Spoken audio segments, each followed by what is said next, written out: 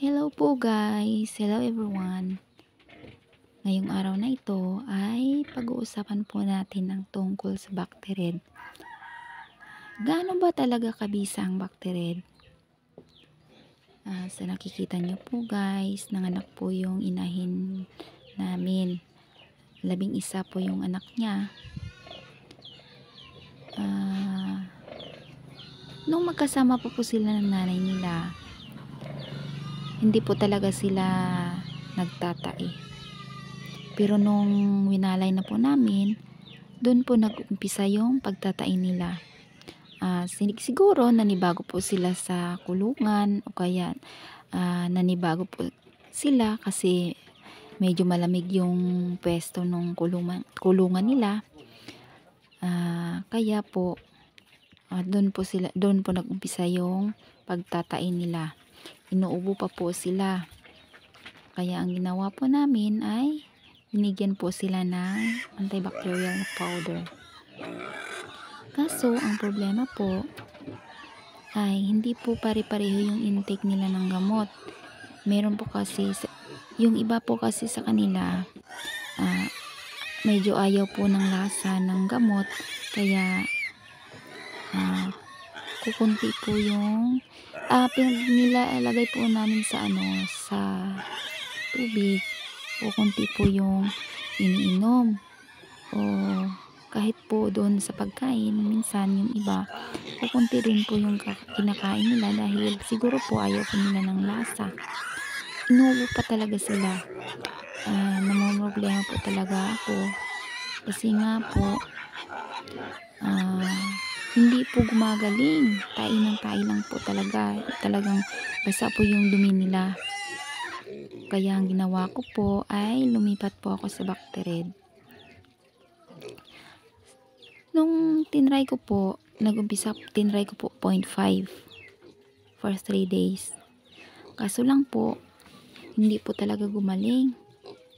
Siguro po dahil po nasanay na po sila sa antibacterial na gamot, dahil nga po binigyan ko na po sila nung una ng powder na gamot. Hindi po kinaya, kaya po siguro medyo tumapang na yung bacteria na nasa katawan nila. Kaya ang ginawa ko po ay pinagpahinga ko po. After 3 days ay pinagpahinga ko po sila. Hindi ko po sila muna ginamot. Binigyan ko na lang po muna sila ng electrolyte para hindi po sila ma-dehydrate. After 4 days or 5 days ata yun, doon na po ako nag-inject ulit ng bacterid. Ang ginawa ko po ay medyo in-overdose ko na lang po yung gamot kasi nga po inuubo po sila. Panay ubo po talaga ng ubo. Halos silang lahat ay inuubo kasi nga po noong bumagyo po dito sa amin, tumalsik po yung mga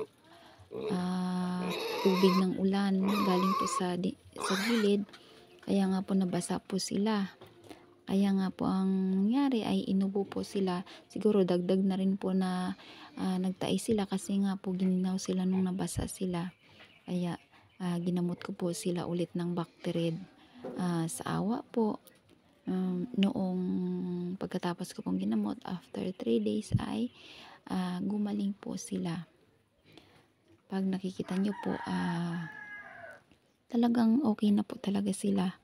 Kaso lang nung nagkataon na na nag-inject po ako, wala po talaga akong kasama. Yung kasama ko ay 8 years old na anak, kaya nga po ako lang po talaga yung nag-inject. Nahihirapan po talaga ako, kaso lang kailangan po talagang gamutin dahil baka mamatay na po yung mga biik ko. Kaya kinayap ko po talagang mag-inject kahit ako po mag-isa. Ngayon po, pag nakikita nyo po, okay na po talaga sila. Tingnan nyo po, malakas na sila.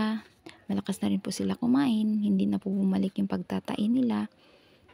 Hindi na rin po sila inuubo. Tsaka natuyo na rin po yung dumi nila. Talagang panatag na yung loob ko dahil nga po tuyo na po yung dumi nila, hindi na po sila, wala na po silang sakit.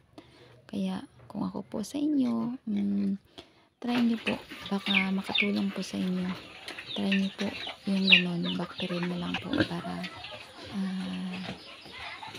pag-inject nyo po, na sigurado po kayo na ganun po talaga karami yung maipasok po sa katawan ng mga baboy ang gamot.